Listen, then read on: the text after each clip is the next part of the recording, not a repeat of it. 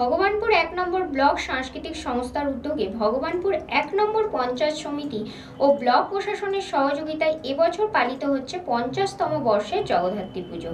প্রাকৃতিক দুর্যোগের মধ্যেও পুজোর জাঁকজমকপূর্ণ সূচনা। ফিতে কেটে ও প্রদীপ প্রজ্বলনের মধ্য দিয়ে পুজোর উদ্বোধন করেন এলাকার বিধায়ক তথা অভিনেতা সোহম চক্রবর্তী। প্রাকৃতিক দুর্যোগের মধ্যেও ভগবানপুরে জগদ্ধাত্রী পুজোর সুবর্ণ জয়ন্তী উৎসবের জাঁকজমকপূর্ণ সূচনা।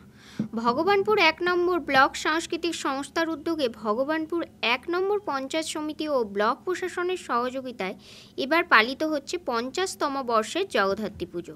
অর্ধ শতাব্দী পূর্তির এই মাহেন্দ্রক্ষণে এলাকা জুড়ে উৎসবের আমেজ ছড়িয়ে পড়লেও প্রাকৃতিক দুর্যোগ কোথাও যেন তাল কেটেছে। কিছু নির্ধারিত কর্মসূচি কাটছাঁট করে আজ এই পুজোর শুভ উদ্বোধন করেন এলাকার জনপ্রিয় বিধায়ক সোহম চক্রবর্তী। ফিতে কেটে ও প্রদীপ প্রজ্বলনের মধ্যে দিয়ে শুরু হয় সুবর্ণ জয়ন্তী বর্ষের পুজো উৎসব।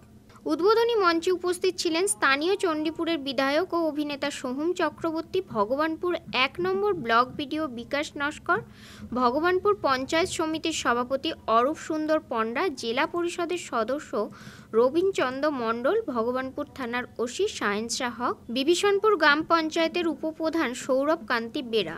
এছাড়াও উপস্থিত ছিলেন সমস্ত পঞ্চায়েত প্রধান, উপপ্রধান, কর্মদক্ষা, বিভিন্ন সমাজসেবী ও বিশিষ্ট ব্যক্তিবর্গ।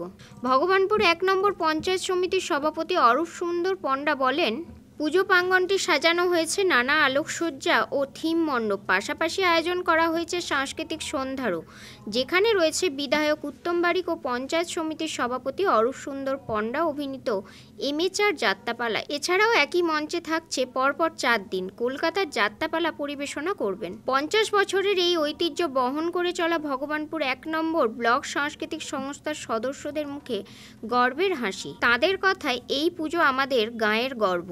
আমরা চাই আগামী প্রজন্মও এই ঐতিহ্যকে আরও সমৃদ্ধ করুক। আমরা আবদ্ধ হয়ে গেছিলাম, কিন্তু আমার আমাদের বিষয় এটাও যে তিনি আরও প্রমোশন পেয়েছেন। তো মায়ের কাছে, শ্রী শ্রী জগদ্ধাত্রী মায়ের কাছে আমরা প্রার্থনা করব, শুধু উনি নয়, প্রত্যেকেরই জীবনে শুধু উন্নতি আসুক, আনন্দ আসুক, সুখ আসুক, সমৃদ্ধি আসুক, শান্তি আসুক। তো সুতরাং আজকে সত্যি আমাদেরকে গর্বিত করে বিডিও সাহেব চলে যাচ্ছেন, কিন্তু কলকাতার রাজধানীতে তিনি থাকছেন। কিন্তু এইটুকু জানি যে আমরা যখনই কোনো রকমভাবে সহায়তা চাই, ওনার থেকে আমরা নিশ্চয়ই মূল্যবান সেই সহায়তা পাবো, এইটুকু আমরা বিশ্বাস করি। আর মঞ্চে যারা আলোকিত করে বিশিষ্টতম অতিথিরা রয়েছেন, সম্মানীয় অতিথিরা যারা রয়েছেন, তাদেরকে প্রত্যেকেই আপনারা চেনেন। আমি সত্যি আজকে থাকতে পারলে ভালো হতো, কিন্তু বিশেষ করে আমার ৯টার সময় পৌঁছানোর কথা হচ্ছে লিস্ট রাখে, তো কোনো অংশে আর পৌঁছাতে পারবো না, কিন্তু চেষ্টা করবো যত তাড়াতাড়ি পৌঁছায়। তো শুধু এইটুকু বলবো, সবাইকে এখানে যারা প্রত্যেকে উপস্থিত রয়েছেন তাদের সকলকে আমার অন্তঃস্থল থেকে কৃতজ্ঞতা এবং ধন্যবাদ জ্ঞাপন করবো। যতই আজকে আমরা প্রাকৃতিক দুর্যোগ হোক না কেন, কিন্তু যখনই আমরা উৎসব মুখর হয়ে পড়ি, সেই মুহূর্তটা কিন্তু আমরা কিন্তু আনন্দে এবং আবেগের সঙ্গে প্রত্যেকে এটা আমরা এনজয় করি। তো সুতরাং আপনাদের সকলকে আরও একবার ধন্যবাদ। এবং এই ঐতিহাসিক প্রায় ৫০ বছর এবং এই কাজলা রাজবাড়ির যে ইতিহাসের সাক্ষী রেখে আজকে সেই সাংস্কৃতিক সংস্থা এবং পঞ্চায়েত সমিতির উদ্যোগে যে ৫০ বছরের যে পুজো, তাতে আমি নিজে উপস্থিত থাকতে পেরে এটা আমার কাছে একটা চরম আশীর্বাদ এবং প্রাপ্তি।